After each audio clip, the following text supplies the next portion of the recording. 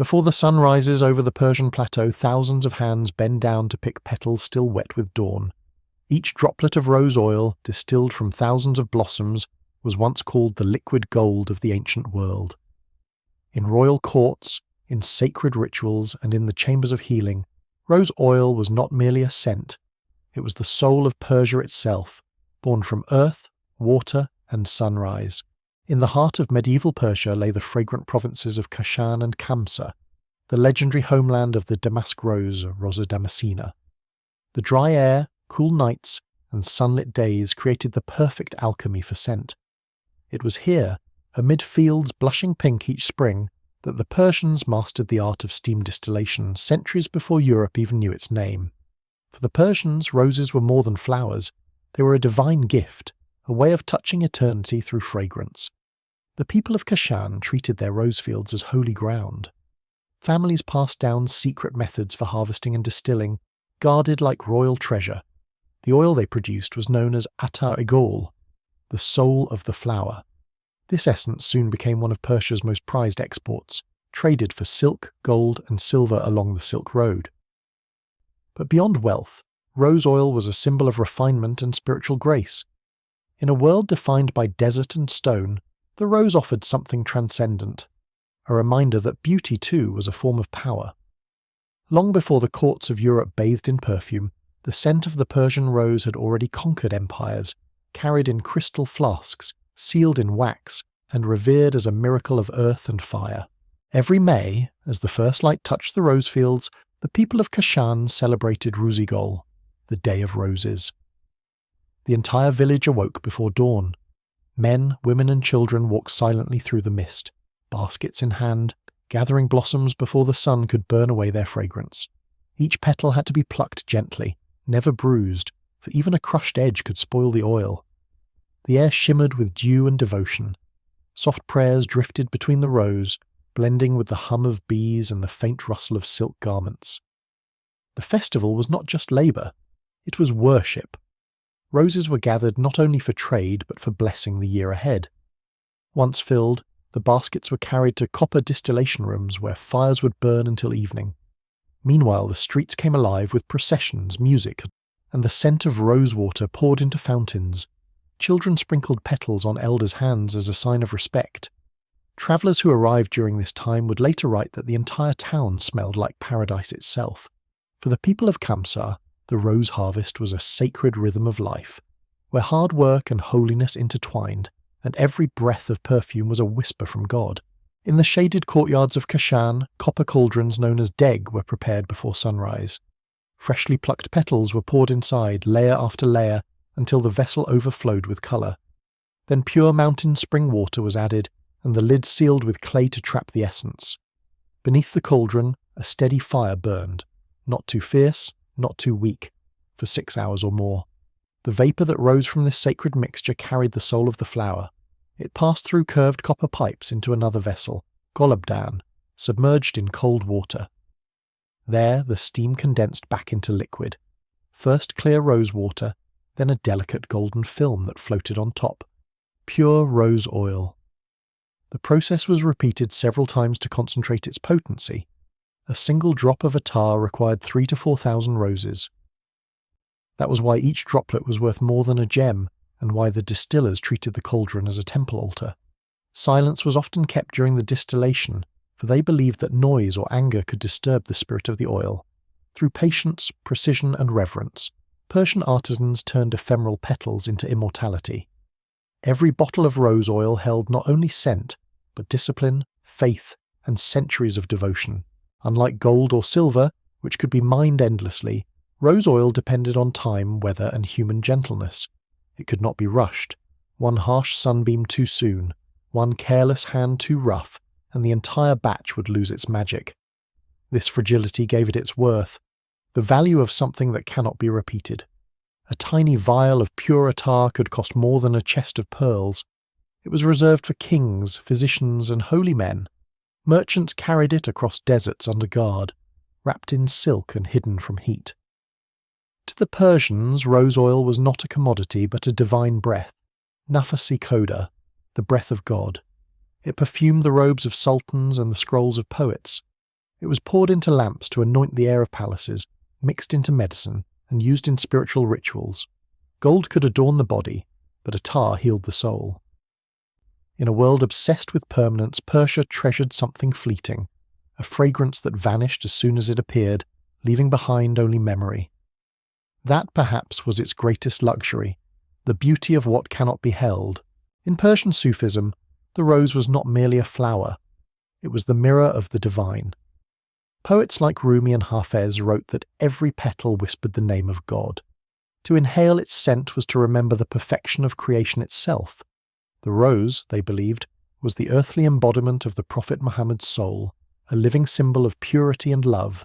During prayers, worshippers would anoint their hands with rose oil, letting its fragrance rise like a silent offering.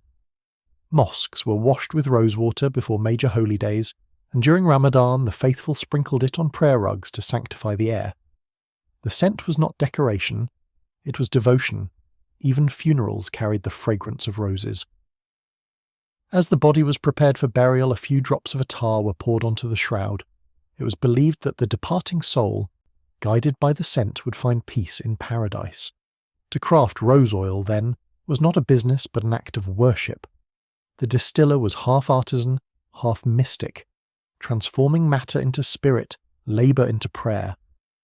The perfume of roses became Persia's invisible scripture, teaching that beauty and holiness could coexist in a single breath.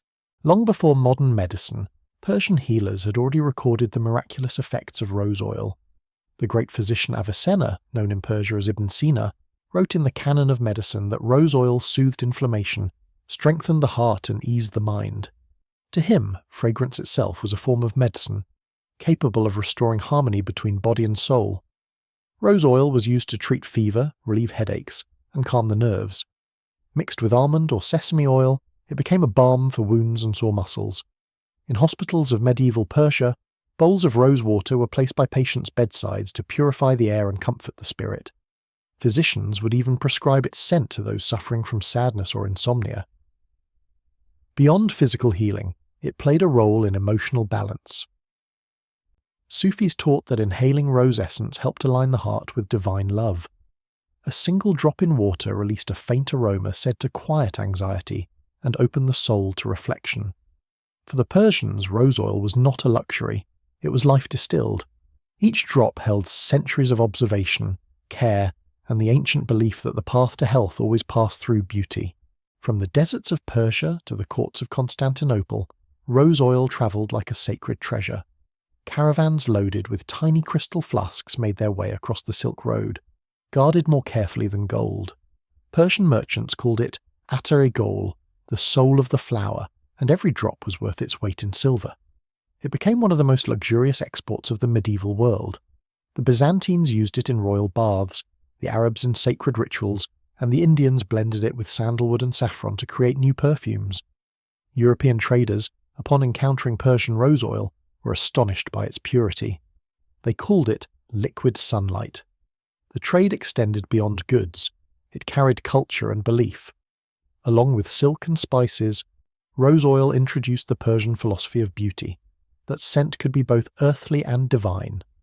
Cities like Kashan grew wealthy, and their artisans were revered by visiting diplomats and scholars. In time, the art of distillation spread westward, inspiring perfumers in Damascus, Cairo, and eventually Venice. Yet even as others imitated it, none could capture the Persian secret, that the true essence of fragrance was not chemistry but reverence. To trade rose oil was to trade a piece of the Persian soul. Inside the palaces of Isfahan, the fragrance of roses was inseparable from majesty. During royal weddings, servants scattered petals across marble floors, while braziers released warm clouds of rose vapour. The scent signified purity, prosperity, and divine favour, a bridge between earth and heaven. When a Shah received foreign ambassadors, attendants would present silk handkerchiefs infused with rose oil, allowing the guests to carry home the scent of Persia's grace. In banquets, fountains sprayed rose water into the air, cooling the courtyards and perfuming the night. But the fragrance also accompanied sorrow. In funeral rites, rose oil was dripped onto shrouds and burned in lamps beside the dead. The same scent that marked love and celebration also sanctified departure.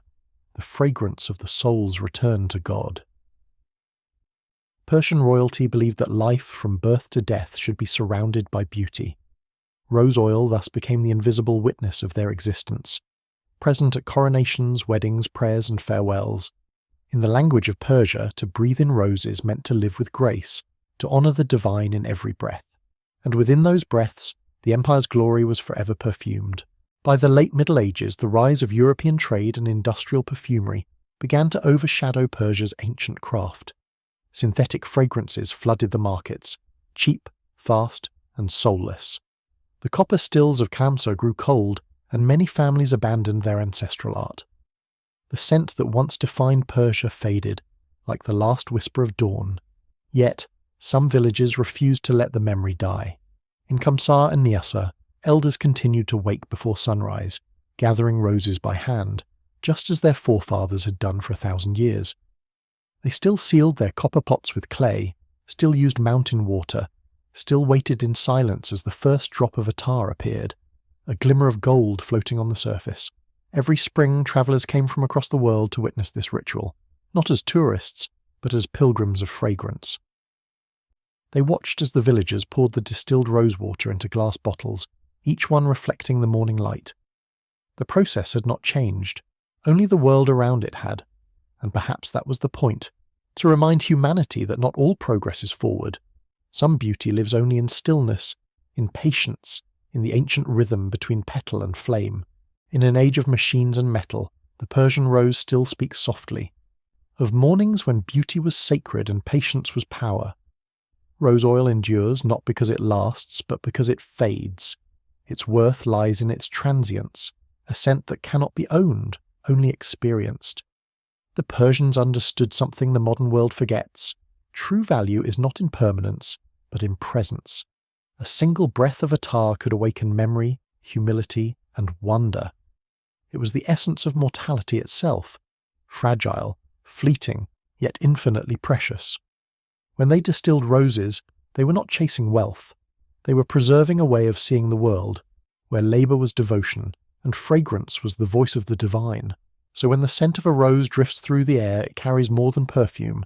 It carries centuries of hands, prayers, and mornings soaked in dew. It reminds us that humanity, at its best, has always sought to turn the ordinary into the eternal. In that sense, rose oil will always be worth more than jewels, because it teaches us how to be human,